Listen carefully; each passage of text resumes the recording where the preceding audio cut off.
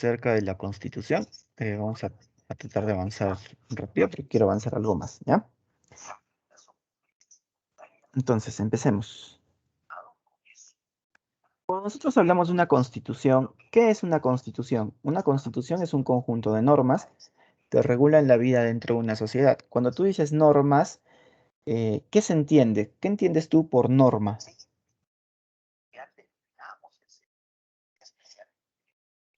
¿Para qué sirven las normas? Para regular la conducta de las personas, ¿ya? Las normas existen o sirven para regular la conducta de las personas.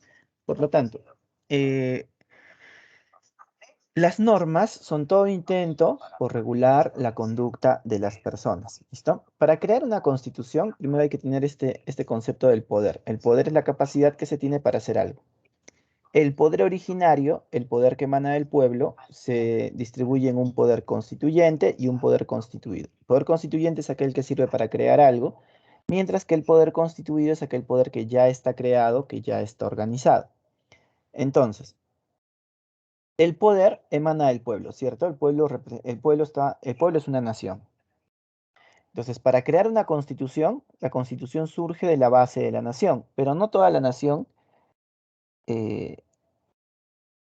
no toda la nación se organiza, o mejor dicho, se sienta a discutir sobre una posible constitución. Lo que hacen es escoger sus representantes. Por lo tanto, escogen o un congreso o escogen una asamblea.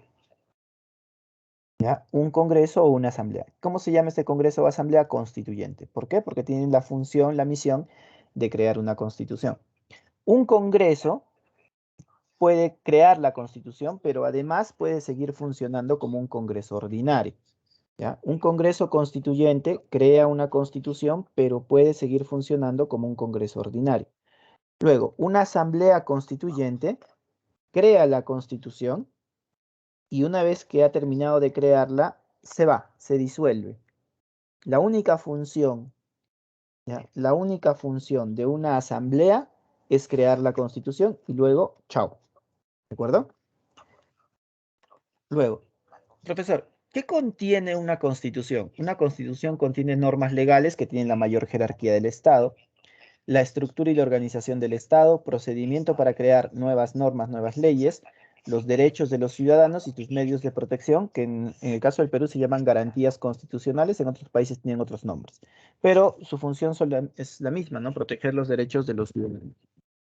No nos olvidemos entonces que una constitución dentro del contenido que tiene está los derechos de los ciudadanos, derechos, deberes, y estos derechos y deberes regulan su conducta en sociedad. O sea, te dice, no tienes derecho a esto, pero tienes el deber de esto. De una forma u otra ya tienes una regulación de conducta. Nos dice cómo se estructura el Estado, o sea, qué instituciones tiene, cómo este Estado puede producir nuevas normas, ¿ya? O sea, la Constitución te da todas esas pautas. Datos en el caso del Perú. El Perú ha tenido a lo largo de su historia 12 constituciones oficiales, 9 las han dado militares y 3 civiles. Ahora, que el Perú tenga 12 constituciones solamente refleja la inestabilidad política que ha tenido el país durante muchísimos años. Ojo, tengan en cuenta que las constituciones generalmente han sido o las han dado gobiernos para poder legitimarse en el poder. Entonces, las constituciones han servido para legitimarse en el poder. La primera constitución es la constitución de 1823. Esta constitución es la primera, pero nace muerta porque no llega a entrar en vigencia, porque llega Bolívar y no entra en vigencia la constitución. Pero tengamos en cuenta que esta primera constitución sirve para legitimar que el Estado peruano, ¿no? Luego tenemos la constitución de 1828, que es la madre de las constituciones, porque es la primera constitución peruana en entrar en vigencia. Por eso la llamamos la madre de las constituciones que se da en el gobierno de Lamar. Recuerda que cuando se deroga, o sea, cuando se deja sin efecto la constitución del 23, que no llegó a regir en realidad, se tuvo la constitución vitalicia de Bolívar, ¿no? Luego, cuando se va Bolívar, Lamar promulga una nueva constitución. Luego tenemos la constitución de 1860, que es la de mayor duración, ¿ya? La constitución de 1860 es la de mayor duración, se da durante el gobierno de Ramón Castilla, ¿ya? Se da durante el gobierno de Ramón Castilla. Claro, habría que entender que quizás el gobierno de Castilla es el mejor gobierno que ha tenido el Perú, ¿no? Porque durante el gobierno de Castilla podemos decir que hay un estado verdadero, ¿no? Porque se organiza durante el gobierno de Castilla el Estado peruano, ese es el primer presupuesto, la primera ley de minería, ¿no? Etcétera, etcétera. ¿Ya? O sea, antes no se sabía cómo se gastaba el dinero, ahora en el gobierno de Castilla se dice, ¿no? Vamos a gastar en esto, en esto, en esto. Además se comienza a pagar deuda externa, deuda interna. ¿Y gracias a qué se comienza a pagar las deudas en el gobierno de Castilla, muchachos? A ver, un poquito de historia.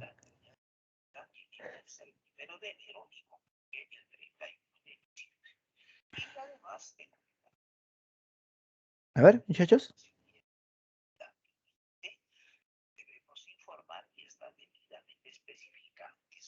Muchachos, buenos días, buenos días. ¿Por qué Castilla tiene dinero para comenzar a pagar la deuda interna, la deuda externa? ¿De dónde saca dinero?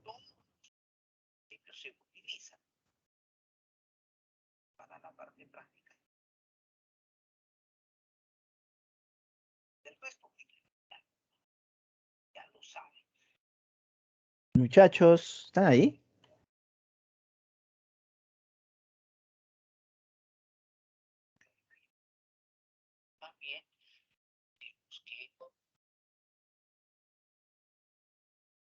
Nada, ignorado.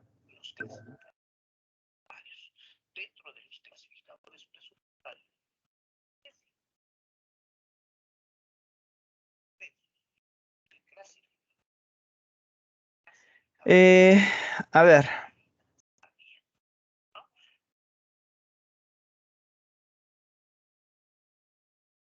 ¿de dónde sacaba dinero? De la explotación del guano,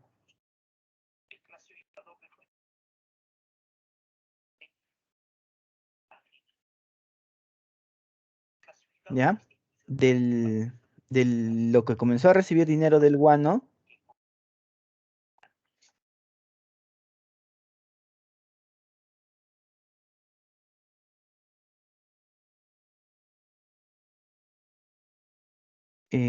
claro, el guano de Isla, ¿ya? Con el dinero del guano de Isla comienza a obtener ingresos. Recuerda que había tres sistemas de explotación, ¿no? Arriendo, consignatarios y monopolio. Durante el gobierno de Castilla se da las consignaciones. Entonces, las consignaciones del dinero, pues le dan, la consignación del guano le da dinero a Castilla, ¿no?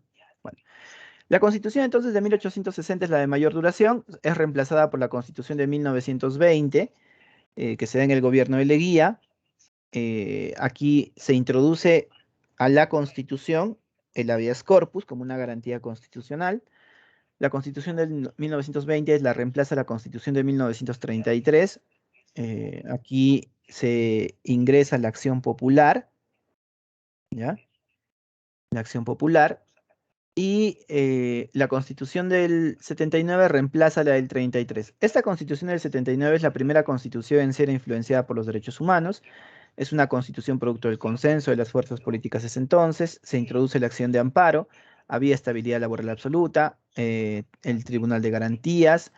Se establece la disolución legal del Congreso, porque eso antes no existía. Durante el gobierno de, por ejemplo, durante el gobierno de, ¿cómo se llama este señor? Belaúnde, primer gobierno de Belaúnde. Durante el primer gobierno de Belaúnde, Belaúnde cuando llega a la presidencia, gana la presidencia, pero no gana el Congreso, o sea, no tenía mayoría en el Congreso. Al no tener mayoría en el Congreso, Belaúnde tenía pues opositores en todo el Congreso. Y cuando mandaba a sus ministros a pedir la confianza, o no le daban la confianza, ¿ya? O le censuraban a los ministros. Y ustedes saben que un presidente sin ministros no puede trabajar. Entonces, ¿quién tenía mayor poder? Legislativo o ejecutivo. En realidad, quien tenía mayor poder, ¿ya? Quien tenía mayor poder era el poder legislativo, porque podía censurar y no pasaba nada. Entonces, en la Constitución del 79, ¿ya? En la Constitución del 79, eh, se coloca, ¿ya? Se coloca que si el presidente, mejor dicho, si el Congreso le ha negado la confianza a dos consejos de ministros seguidos, ¿ya? Perdón, a 3. Si el Congreso le ha negado la confianza a 3 consejos de ministros seguidos, el presidente puede disolver el Congreso. ¿Ya? Entonces, con eso se pone un equilibrio entre los poderes. ¿Ya? Con eso se pone un equilibrio entre los poderes. Luego, así, hoy en día existe, sí, pero ahora solamente son 2 consejos de ministros, ¿no? Si el Congreso le niega la confianza a 2, se disuelve el Congreso. Había un Congreso bicameral y en la Constitución del 79 había un Estado empresario, pues, ¿no? La parte económica era distinta. Y precisamente por esa parte económica es que se crea la Constitución de 1993.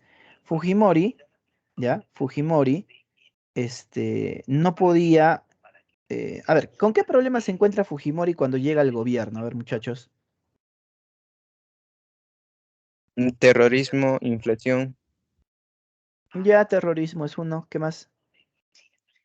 inflación, Ya, inflación. ¿Qué más? Narcotráfico. Ya eso hasta ahora, ya. ¿Qué más? minoría en el Congreso, También tenía minoría en el Congreso. En su primer periodo tenía minoría en el Congreso. el modelo económico, El modelo económico. O sea, lo que pasaba era que Fujimori, ya, Fujimori cuando llega al gobierno, el Estado tenía muchas empresas, ¿ya? El Estado tenía muchas empresas pero estas empresas, muchas de ellas le generaban pérdidas al Estado. Entonces, ¿qué hace Fujimori? Como se supone que el único que puede realizar actividad empresarial es el Estado, ¿ya? El único que puede realizar actividad empresarial es el Estado, se tiene que cambiar el modelo, ¿no? Entonces, lo que se hace es cambiar la constitución para permitir que el privado pueda hacer inversión pública, ¿no? Entonces el Estado deja de ser un Estado empresario para convertirse en un Estado que se dedica a lo que debe dedicarse, construir colegios, construir carreteras, construir postas, dar servicios adecuados, etcétera. ¿Ya? Entonces el problema fue que cuando Fujimori vende las empresas, las vende muy baratas, ¿no? O sea, vende empresas, por ejemplo, ¿no? Una empresa X la vende en $1.000.000, pero los activos de esa empresa, o sea, sus bienes, valían 2 millones, o sea, las remató, pues, ¿no? Ese era el problema. Bien. Entonces, la Constitución del 93 fue creada durante el gobierno de Alberto Fujimori, la crea un Congreso Constituyente, la ratifica el pueblo mediante un referéndum, o sea, el Congreso Constituyente hace la Constitución, ¿no? Y le presentan la Constitución al pueblo y le preguntan, pueblo, ¿estás de acuerdo, sí o no? Y el pueblo dijo que sí. Un 52% dijo que sí y un 48% dijo que no. Se promulgó el 29 de diciembre del 93, se publicó el 30 y entró en vigencia el 31 de diciembre de 1993. Esta Constitución tiene la siguiente estructura: 6 títulos, 206 capítulos, perdón, 26 capítulos, 206 artículos, 16 disposiciones finales y transitorias, 2 disposiciones especiales, la declaración del Congreso Constituyente Democrático que nos dice que el Perú es un país que se ubica en el hemisferio austral y que sus costas se proyectan hacia la Antártida, donde tiene soberanía y jurisdicción. Y tiene una base de investigación científica que se llama Machu Picchu. Y sabemos también que tienes un barquito que va y viene, va y viene, va y viene. Este barquito se llama el Humboldt, ¿no?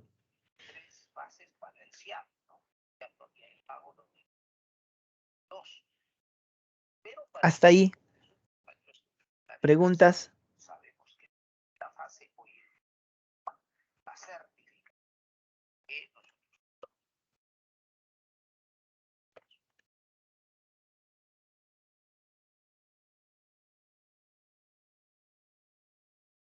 profe, Dime.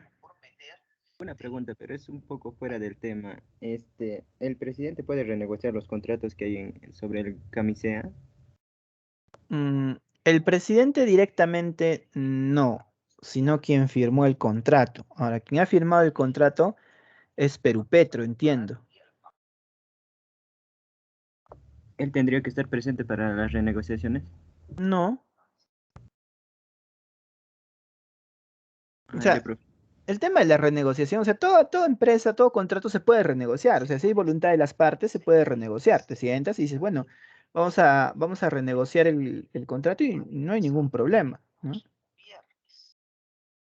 Ahora, pero ¿qué pasa cuando yo te digo, oye, ¿sabes qué? Ven acá, siéntate conmigo a hablar y si no quieres, te quito lo que tienes? ¿Eso es renegociar? No, profe. No, pues, porque hay un principio básico en el derecho, ¿ya? Eh, si es que alguna vez estudian derecho, les van a enseñar en el caso del acto jurídico que para que el acto jurídico sea válido, tiene que haber manifestación de la voluntad. ¿Qué es un acto jurídico? Es una manifestación de la voluntad de las partes, ¿ya? Que producen relaciones jurídicas. Entonces, el primer requisito es precisamente que sea voluntario, ¿no? Segundo, que sea un objeto jurídicamente posible, ¿no? Que haya eh, sujeto capaz, o sea, persona que esté capacitada para poder renegociar. ¿Y qué pasa si es que no hay manifestación de la voluntad? O sea, eso se traduce en yo no quiero, pero tú me estás obligando. Ahí hay un vicio de la manifestación de la voluntad, por lo tanto, esa renegociación, si yo lo amenazo y con quitarle, sería nula. Ese acto no sería válido.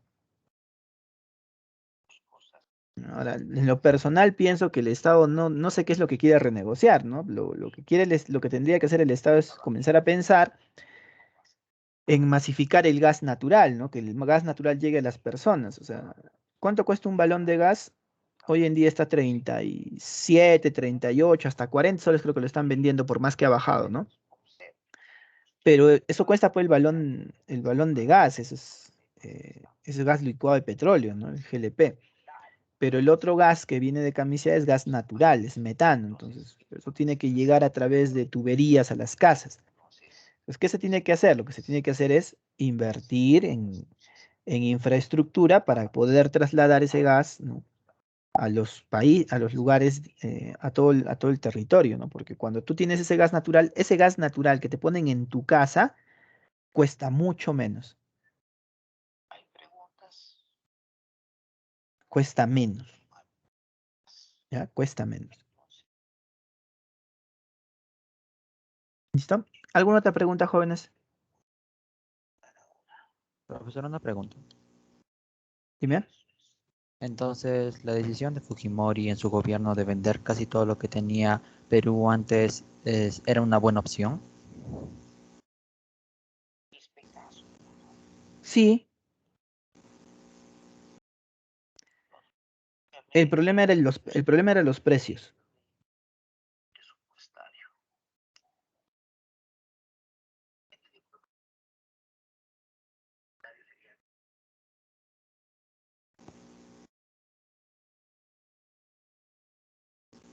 Profe, Dime. lo que hizo respecto a lo que es el Premier darle cuestión de confianza a su ministro, ¿en qué consiste eso, profe?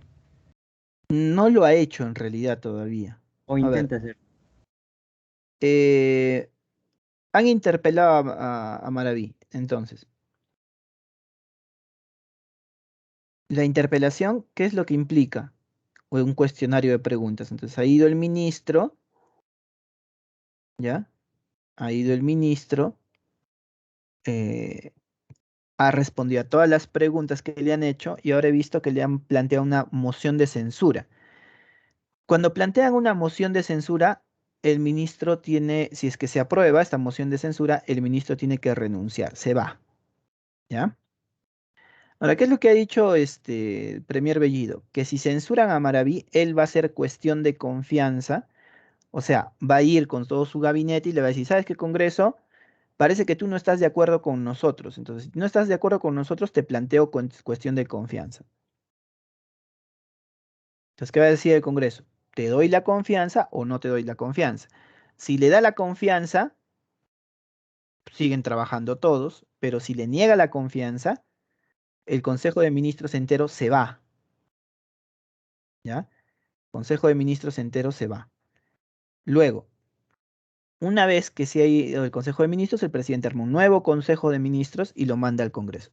Pero ojo, si censuran al presidente del Consejo de Ministros, ¿ya? El Congreso queda solamente solamente le queda al Congreso, ya no le queda, en realidad ya no le queda nada, porque si el Congreso vuelve a censurar a otro Consejo de Ministros, no ministro, a un Consejo de Ministros o al presidente del Consejo de Ministros, y esto quiero que quede claro, si el Congreso censura al presidente del Consejo de Ministros, está censurando a todo el Consejo de Ministros. Si el Congreso niega la confianza al presidente del Consejo de Ministros, le está negando la confianza a todos los ministros, ¿ya? Entonces, si el Congreso, digamos que Bellido presenta cuestión de confianza, el Congreso le dice que no, Bellido se va, ¿listo? Luego Castillo manda otro Consejo de Ministros. ¿Y qué pasaría si a este segundo Consejo de Ministros también le dicen que no? Si le dicen que no, el presidente de la República puede disolver el Congreso.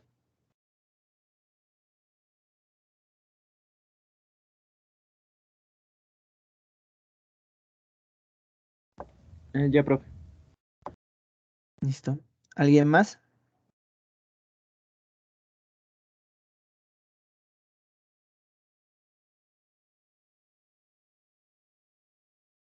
Profe, ¿Me?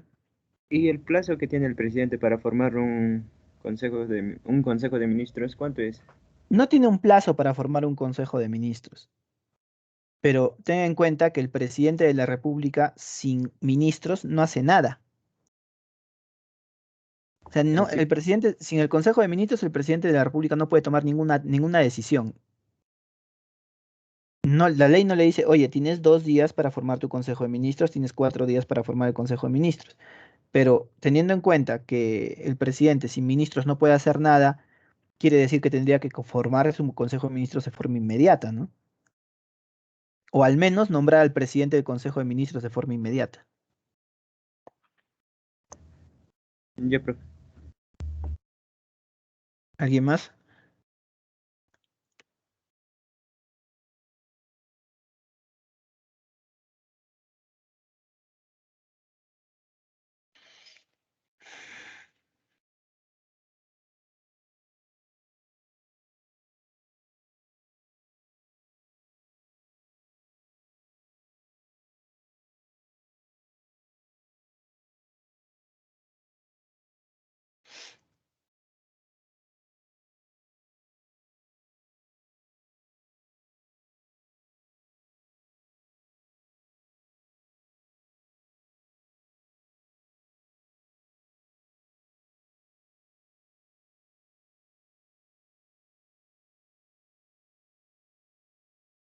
¿Listo?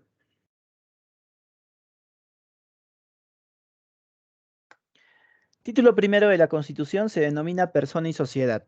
Este título primero regula todo lo que son derechos y deberes de las personas y de los ciudadanos. Dentro de este título están los capítulos de derechos fundamentales de la persona, derechos políticos sociales, derechos políticos y deberes, función pública. O sea, en esta parte te hablan de todos los derechos de los ciudadanos, ¿ya? También de las personas. Recuerda que la diferencia entre persona y ciudadano radica en que todos somos personas, pero no todos somos ciudadanos, porque los ciudadanos son mayores de 18 años con DNI, ¿no? Ahora, nos habla de la función pública, cómo es que se ingresa a la función pública, quién es el máximo funcionario del Estado, etcétera. Luego nos habla el título segundo de Estado, Nación y Territorio, características del Estado, qué comprende el territorio, cómo son los tratados internacionales.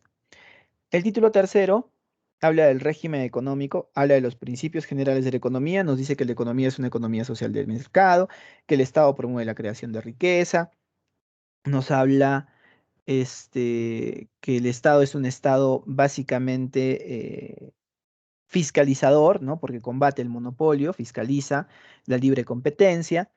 Nos dice que el Estado solamente puede realizar actividad empresarial de forma subsidiaria, o sea, solamente, y puntos estratégicos, ¿no? Servicios básicos, por ejemplo, agua, luz. En el caso de Petroperú, que es una empresa del Estado, solamente es de manera excepcional el Estado tiene empresas, ¿ya? Nos habla del ambiente y los recursos naturales, nos dice quiénes son los dueños de los recursos naturales, ¿ya? Nos habla de la propiedad, ¿no? Del principio básico de propiedad, nos habla del régimen tributario presupuestal, cómo se hace el presupuesto, cómo se hacen los tributos, nos habla de la moneda y la banca, aquí se regula el Banco Central de Reserva, la Superintendencia de Banca y Seguros, nos habla de independencia del Banco Central de Reserva, de la imposibilidad, la prohibición del Banco Central de Reserva, ¿ya? La prohibición del Banco Central de Reserva para, este, la prohibición del BCR para, eh, ay, se me fue. Para darle dinero al Estado, o sea, el BCR no puede financiar al Estado peruano. O sea, si el Estado peruano se queda sin plata, no puede ir al BCR y decirle, oye, Julio Velarde, dame dinero para financiar obras públicas. No, eso no puede hacer el Estado. El BCR está prohibido de dar financiamiento al Estado. ¿Listo? Luego nos habla del régimen agrario de las comunidades campesinas y nativas, o sea, reconoce a las comunidades campesinas y nativas, les da autonomía, les da protección en sus derechos. Y básicamente este es el capítulo que es el problema con la gente de la izquierda, ¿no? O sea, la gente de izquierda lo que quiere es cambiar este capítulo. Ahora, ¿ustedes qué creen? ¿El Estado debería ser un Estado empresario o está bien que el Estado sea un Estado subsidiario? O sea, un Estado, mejor dicho, fiscalizador antes que empresario. Uno fiscalizador, profe. Yo también pienso lo mismo, ¿no? Tendría que ser un Estado fiscalizador. Entonces, ¿hay motivo o no hay motivo para cambiar la Constitución?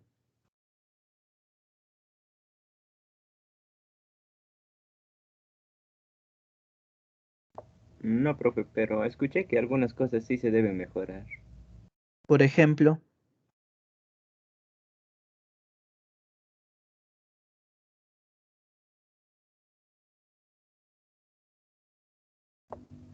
Por ejemplo, el tema lo que es de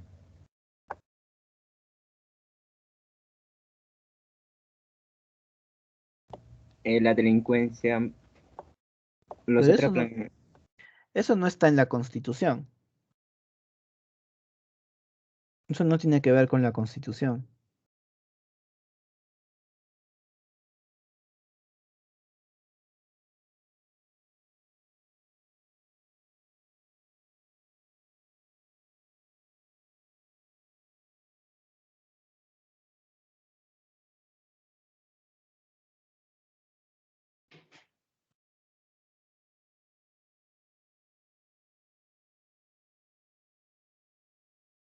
Ya, ¿qué tienen los impuestos? Los impuestos solamente hay principios, de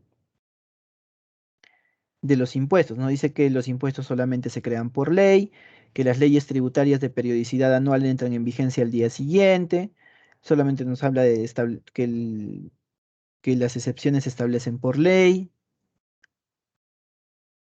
qué es lo que habría que modificar en impuestos. Porque el resto, cuánto se paga de impuestos, cómo es la escala de impuestos, eso se ve en la ley del impuesto general a la renta. Eso es una ley, no es la Constitución.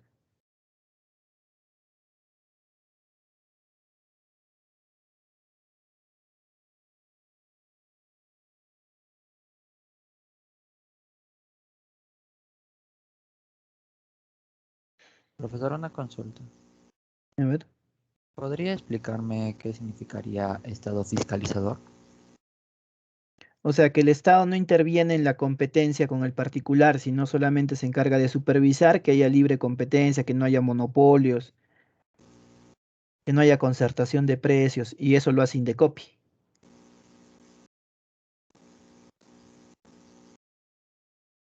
Ah, ok.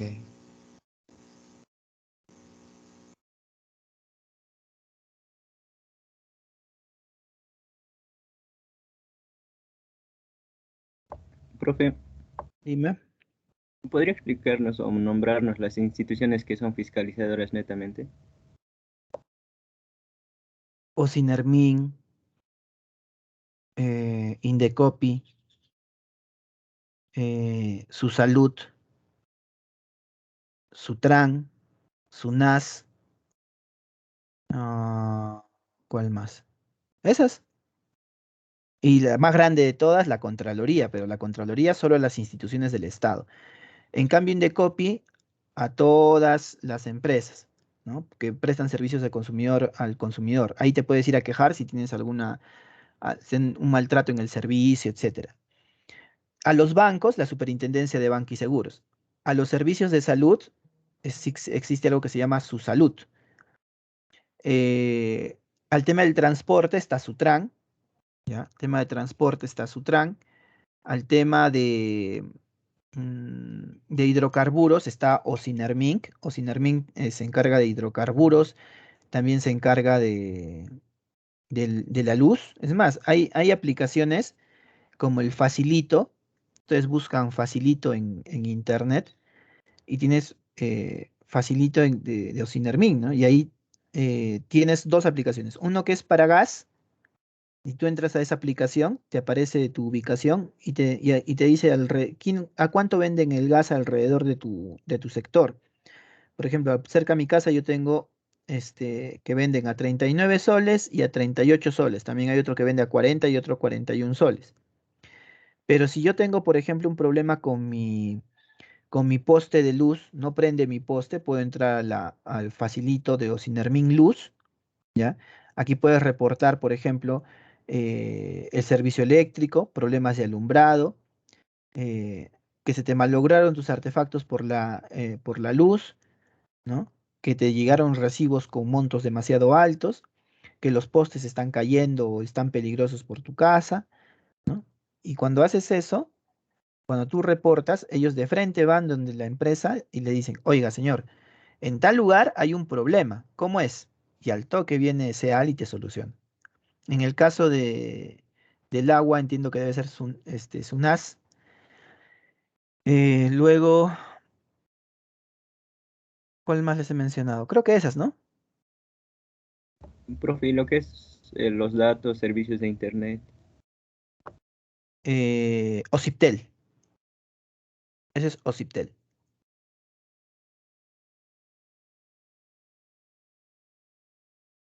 Si tengo problemas, ¿me quejo directamente a Ocipitel o voy a la institución que me brinde el servicio?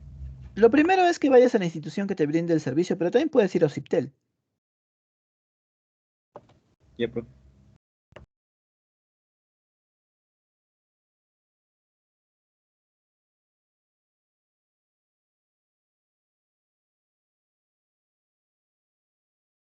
¿Alguna pregunta más, jóvenes?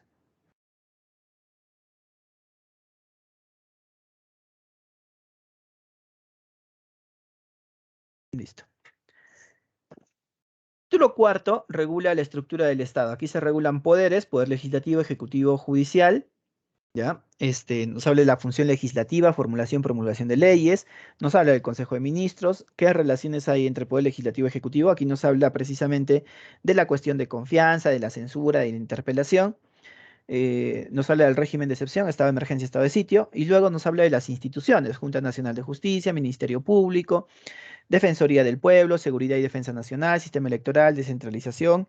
Y el título quinto nos habla de las garantías constitucionales, ahí también se regula el Tribunal Constitucional. Y el título sexto de la reforma de la Constitución, nos habla de cómo se cambia el contenido de la Constitución. ¿Alguna pregunta respecto a lo que hemos hablado ahora?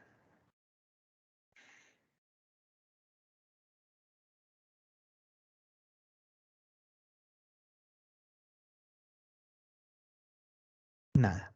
¿Listo?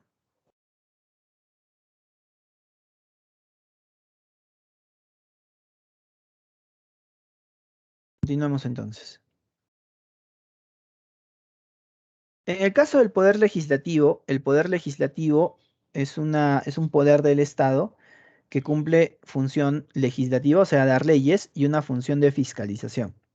Esta función legislativa, esta función de dar leyes, se puede delegar al Poder Ejecutivo, ¿ya? Y esta delegación permite que el Poder Ejecutivo pueda emitir normas que se llaman decretos legislativos.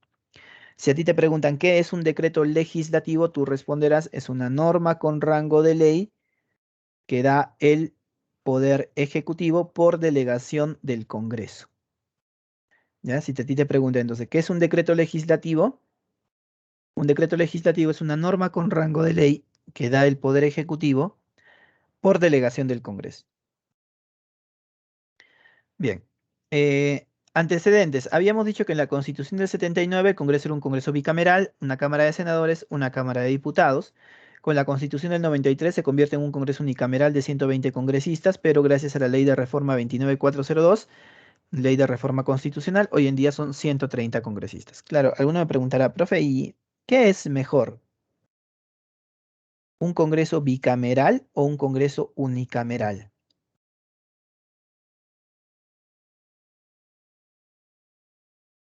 Bicameral.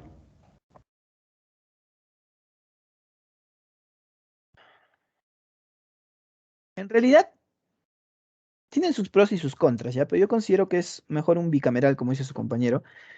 Eh, y a nivel mundial es igual, ¿no? La mayoría de parlamentos, de congresos, son congresos bicamerales, tienen Cámara de Senadores, Cámara de Diputados. Esto implica un mejor filtro para las normas, ¿ya? Implica un mejor filtro para las normas. ¿Qué quiere decir? Que las normas, las leyes, salen mejor. ¿Y por qué salen mejor? Porque hay un mejor control de las normas, ¿ya? Hay un mejor control de las leyes. ¿Estamos de acuerdo? Hay un mejor control de las leyes y por eso es, ¿ya? Hay un mejor control de las leyes y por eso es que eh, salen mejores normas, ¿no? Pero obviamente demoran un poquito más. En cambio, en un Congreso unicameral, la ventaja probablemente sea que las normas se realizan con mayor rapidez, ya se hacen rápido, pero son normas que probablemente terminen siendo normas que no se han analizado de forma concienzuda, pues, ¿no? Porque ustedes recordarán, ya, ustedes recordarán que en el caso de las normas de, ¿cómo se llama esto? En el caso de las normas de que ha dado el Congreso anterior, muchas de esas normas han sido inconstitucionales. Quiere decir que no han dado, o sea, no se han dado el trabajo de revisar bien pues las normas, ¿no? De hacer un buen trabajo con la normatividad y han terminado en inconstitucionales. ¿Se entiende?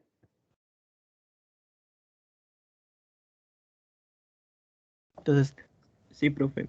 cada uno tiene sus pros y sus contras, ¿no? Pero considero que es mejor, considero que es mejor que, que sea un Congreso bicameral, ¿no? Sobre todo en el tema de la producción legislativa. ¿De acuerdo? Profe, Dime. entre diputados y senadores, ¿tienen alguna tendencia, por ejemplo, izquierdistas o derechas? Es lo mismo, o sea, cada persona puede tener su propia ideología, ¿no? O sea, y quienes lleguen a ser representantes como senadores, como diputados, depende de los ciudadanos, ¿no? Al final Ah, de ya. cuentas, vuelvo a lo mismo, ¿no? El ciudadano es el que escoge. O sea, si el ciudadano escoge una persona que sea de derecha, escogerá de derecha. Si quiere de izquierda, escogerá de izquierda. Listo.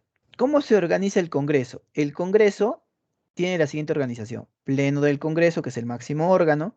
Consejo directivo, que está formado por la mesa directiva y los representantes de los grupos parlamentarios. Este consejo directivo tiene la función de elaborar la agenda del Pleno. O sea, decide de qué se habla hoy día, qué se trata, qué se vota, qué no se vota. La mesa directiva está conformada por el presidente y los vicepresidentes del Congreso. Luego tenemos a las comisiones, comisiones ordinarias, comisiones extraordinarias, comisiones especiales, ¿ya? Comisiones ordinarias. eh,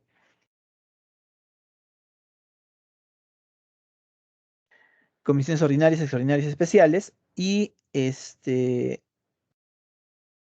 tenemos por último a los grupos parlamentarios.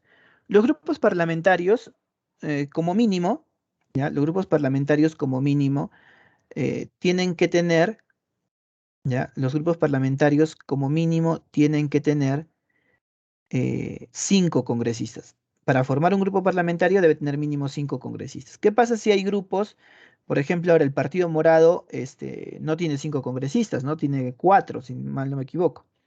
¿Qué tiene que hacer? Juntarse con otro grupo para poder formar grupo parlamentario.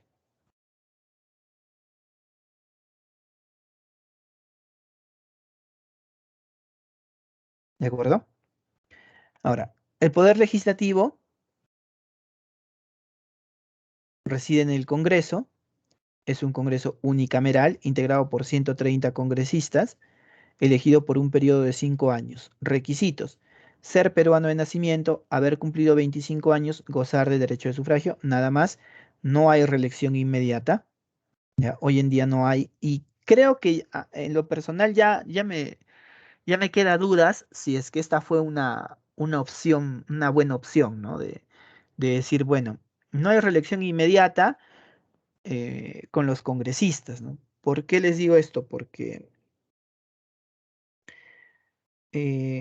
cada vez que renovamos un congreso, ¿no? Y no se, al menos estos años nos hemos dado cuenta que como no se pueden reelegir, ha entrado gente que no tiene la más mínima idea de cómo funciona el Parlamento, ¿no? Entonces yo pienso que la reelección debería quedar, pero también es un filtro la voluntad del pueblo, pues, ¿no? Oye, si un congresista trabajó bien, que siga siendo congresista, ¿no? Si este congresista no trabajó bien, no lo vuelvas a escoger, pues así de sencillo. Pero bueno, los congresistas trabajan por periodos que se llaman legislaturas. Las legislaturas son de tres tipos: anual, que dura todo el año; las ordinarias, que estas son las que realmente se toman en cuenta, y las legislaturas ordinarias empiezan la primera del 27 de julio al 15 de diciembre y la segunda del 1 de marzo al 15 de junio. Ahora, entre legislatura y legislatura hay un receso parlamentario, o sea, vacaciones. O sea, los congresistas tienen vacaciones del 16 de diciembre al 28 de febrero y del 16 de junio al 26 de julio. ¿Ya? Eh, y después tenemos las legislaturas extraordinarias. Cuando los congresistas están de vacaciones,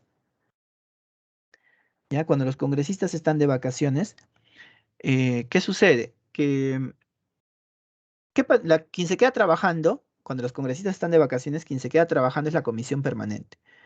Entonces, la comisión permanente lo que hace es, ¿ya? La comisión permanente lo que hace es, eh, la comisión permanente lo que hace es, se me fue la palabra, cumplir funciones, ¿ya? Del Congreso. No todas, pero algunas. Pero ¿qué pasa si el presidente de la República necesita que el Congreso apruebe una ley que solo puede aprobar el Congreso en el Pleno? Entonces, ¿qué hace el presidente? Si están de vacaciones, manda o convoca a legislatura extraordinaria. Entonces, pregunta: ¿quién convoca a legislatura extraordinaria? El presidente de la República. ¿Listo? Bien. Preguntas hasta aquí, jóvenes. Tengo 3 minutos para responder preguntas. ¿Cuántos integraban la Cámara de Diputados y Senadores?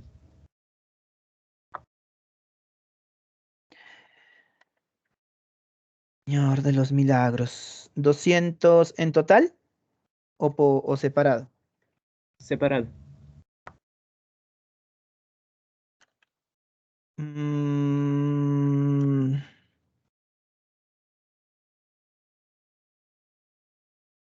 eran 200 y algo eran. En total, profe. A ver, espérate. Aquí está.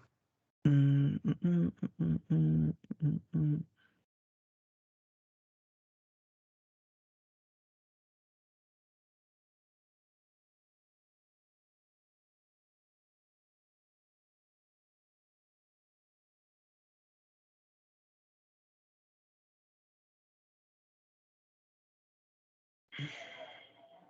60 senadores, ¿ya? 60 senadores y 160 diputados, más o menos.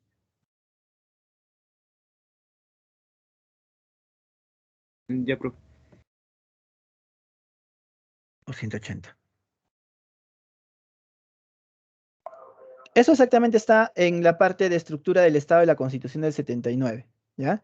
En el artículo 160, a partir del artículo 164, que te dice: el Congreso se compone de dos cámaras, el Senado y la Cámara de Diputados, que funciona durante el receso, funciona la comisión permanente. El Senado se elige por un periodo de 5 años, número de senadores es exacto, 60, senadores es 60. Además, son senadores vitalicios los expresidentes de la República, a quienes no se considera para los efectos del artículo 169. Y el número de diputados es 180. Artículo 166 de la Constitución del 79. 180 está bien. ¿Listo? ¿Alguna pregunta más? Sí, profesor, una consulta. Dime. Si se llegara a cambiar antiguamente como una cámara bicameral, entonces, ¿qué otros factores afectarían? Nada, simplemente se reestructura el poder legislativo y habría senadores y habría diputados. Ahora, claro, alguien decía, ¿no? El número de senadores y de diputados no debe aumentar. Eso es algo discutible, ¿ah? Porque yo sigo pensando, 130 congresistas representan a 24 millones de peruanos.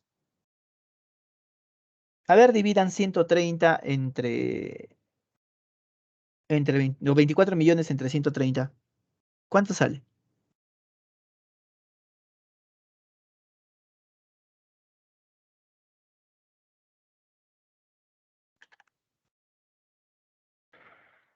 $24 millones entre 130. O sea, cada congresista representa a 184.615 ciudadanos. ¿Creen que realmente haya una representación ahí? No, profe. Pues debería haber más congresistas, ¿no? Pero también viene la otra pregunta, ¿no? ¿Qué hacemos con más congresistas si pueden tener el mismo nivel que los actuales? O sea, todos mal, pues, ¿no?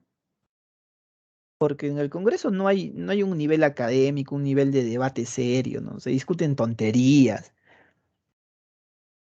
En fin. Entonces yo considero que debería, si es que se instala Cámara de Senadores y Diputados, tendría que, de todas maneras, aumentarse el número, ¿no? Bien, jóvenes. ¿Alguien tiene alguna pregunta más, sino para cerrar? Profesor, una Profe, pregunta. ¿dónde se realizaba?